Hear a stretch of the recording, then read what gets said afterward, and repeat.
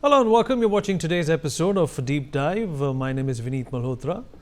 In 2019, when one searched the word bhikhari or beggar on Google, this image of then Pakistan Prime Minister Imran Khan appeared every year. The image, which was clearly edited, showed Imran with a long beard holding a bowl in his hand. Well, this begging bowl syndrome in Pakistan has been the only constant in a rather volatile Pakistani situation, be it the Imran Khan government, the Shahbaz Sharif government, or the hybrid government as Pakistan likes to call themselves these days under General Asim Munir and Shahbaz Sharif. Here's how much importance the begging bowl holds in Pakistan's economy and economics. In a recent interview on Pakistani news channel, Shahbaz Sharif, the current Prime Minister of Pakistan, was asked why he is bending over to the Americans. His reply even amused the Pakistani anchor. Khwaja Asif साहब ने कहा हम तो America के बगैर रह ही नहीं सकते, वो तो वेंटिलेटर है हमारा, हम घुटनों पे आ जाएंगे अगर अमेरिका ने कोई कदम उठा लिया। ऐसे भी अगर करेंगे तो फिर कहां से हम बराबरी की सतह पे ताल्लुकात मेंटेन करेंगे? देखें कि beggars can't be choosers. Please understand that. हमें अपनी कौम का पेट पालना है, खुदा की कसम खा के कह रहा हूं, यतीमों के सरों पर दस्ते शफकत हमने रखना। Beggars can't be choosers. Well, such is Pakistan's obsession with the word begging that during Imran Khan's visit to China in 2018, when his speech was being televised live on state television, instead of Beijing, they mentioned begging as his location. Now, data released by the Pakistani government has shown Pakistan's total public debt reaching $286 billion, almost 13% higher than the previous year. Of this, almost one-third is external debt. The debt to GDP ratio has increased to around 70% this year. This is incredible, but not in a good way. So this is how much Pakistan owes every country. As of October 2025, Pakistan owes the IMF $9 billion in loans. This is the fourth-ranked country in terms of most outstanding debt owed to the IMF. Pakistan is seeking a further $7 billion fund and has missed 3 out of the 5 targets set by the International Monetary Fund. Pakistan owes about $30 billion at least to China, with the latest loan of over $3.4 billion coming in June this year during Shahbaz Sharif's visit to China. These loans were given for infrastructure in Pakistan via the CPEC corridor, but Pakistan's inability to expedite them has caused huge delays. The delays have made dealings between the two more complex, since China is likely to lose patience at some point of time and ask the question, for how long can we roll over these debts? Well, next in line are, of course, the Saudis. Now, although Pakistan and Saudi signed a defense pact recently, Pakistan owes Saudi Arabia $9.1 billion. Saudi uses the services of Pakistan soldiers in return for this money. Pakistani Prime Minister in landing in Riyadh tomorrow as we speak. While most of this money seems like an endless loop, Pakistan's dependence on these countries means that they enjoy endless influence. Well, since the two biggest creditors of Pakistan are China and the IMF, whose largest shareholder is the United States, the possibilities of a tussle remain, with Pakistan being stuck in this tug of war. While Pakistan might jump and dance over registering 3% GDP growth in the last quarter, reality is it has not been able to avoid a collapse. In the past month, multinational companies like Shell, Microsoft, Uber and others have exited the country, with the latest MNC being Procter & Gamble, who announced a shutdown. Rising inflation, falling FDI combined with rampant corruption and unrest shows the true story of Pakistan, no matter how much they would want to make us believe that things are improving. These parameters may keep changing for good or bad, but the one constant that remains is Pakistan's begging bowl. We'll talk about this with someone who understands Pakistan in and out, knows them like the back of his hand, no pun intended. Mr. Sumit Peer, senior political commentator and a popular figure and face in Indian television, also joins us at this point in time to talk more about this. Sumit, well, enough has been said about what Pakistan is, what Pakistan is not. While I was in fact going through my monologue, the only thing that came to my mind was that in case if there was a war, a full-fledged war between India and Pakistan, the glimpses of which we got to see in Operation Sindoor as well. Is Pakistan going to be borrowing money, borrowing ammunition, borrowing drones and rockets to attack India? I mean, it's a complete delusional state which is living in denial, does not understand that soft power is the actual power today, and that has been India's strength. And they also say, Sumit, that if you can copy well, if you can emulate your adversaries and your enemies well, there is a likelihood you will succeed, but not Pakistan. Vineet, thank you very much for having me on your show. You're beautifully put in, and I think your monologue was perfect. Question is very good, Vineet.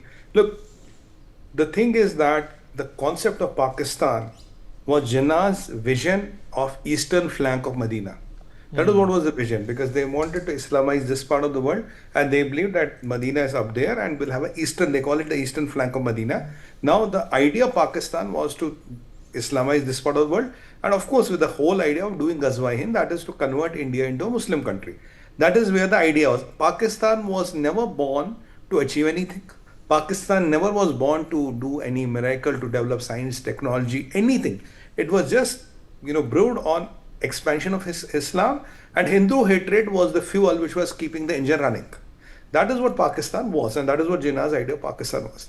The reality remains, sir, after 75 years, the idea has collapsed. The idea is gone, the idea is over. Look at this character Jinnah. He was a so-called Muslim, he was eating pork, he was having wine. His two sisters never went with him, only one sister went, Fatima. His real daughter, he kept him here, and he looped with an underage daughter of his friend who was not 18, and later on when she became 18, he married her. That is, and he was incidentally a Shia. That is what is the story of Pakistan. When basically we need the source code where we are writing the program is corrupt. The source code is fundamentally wrong. What is the vision and mission of Pakistan? Nothing. Let me talk you to the mission of the Pakistani army. Iman, Taqwa, Jihad, Feasibillah. That means we believe in Allah and will do jihad in the name of Allah. Now, what is the difference between the jihad of Hafiz Sayyid and Mullah Munir? Nothing. Both exactly talk the same thing. Hizbullah and Mullah Munir, nothing. Boko Haram and Mullah Munir, exactly nothing. So when you brew your country and system on this jihad, this is what is going to happen. Ultimately, you could sell this, what we call in Hindi, Islam ka churan, and you could keep the peoples hallucinated. And if you look at the latest interviews of the CIA agent, he has said that Musharraf gave us access to everything. Even our nukes were controlled by Americans.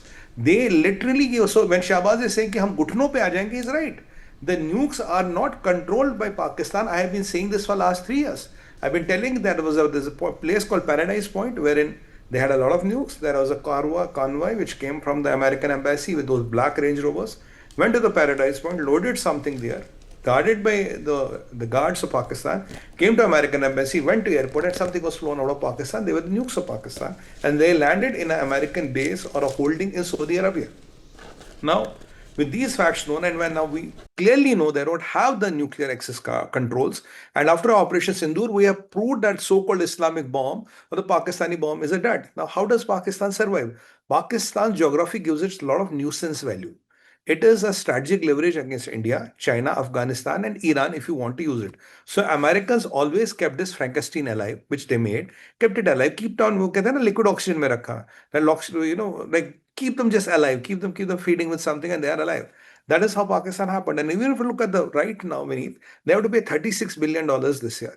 Now, the amount of money which is in the banks is $8 to $9 billion, which is Saudi money, which they are not supposed to use. Because if that money is not in the Pakistani banks, it would have declared bankrupt. Now, it remains the fact all the Islamic countries of the world have helped Pakistan. Saudis have, rolled millions, billions of loans, which they have, first they will roll, then they will forget the loan.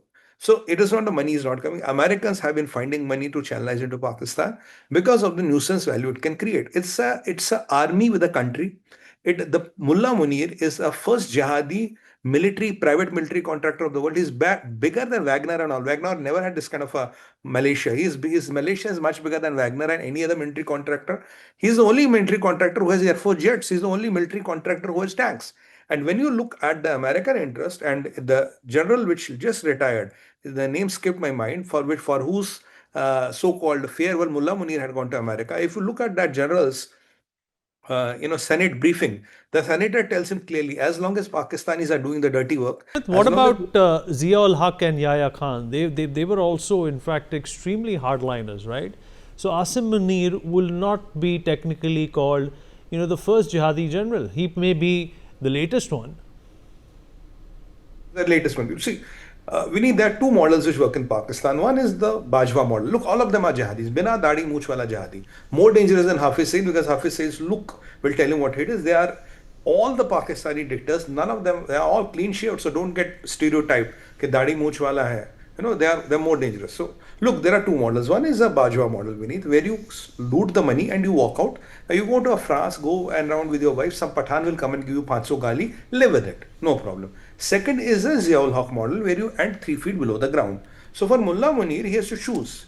If he still exists, he can do the Bajwa model, run away with all the money, and possibly try to survive for a few more years. But by the way, Israelis are looking for him, to the best of my knowledge. Second thing is that he goes 3 feet below the ground. Now you can have those phatne wale aam, you can have those, apples which can blast in your car. How Zia-ul Haq died.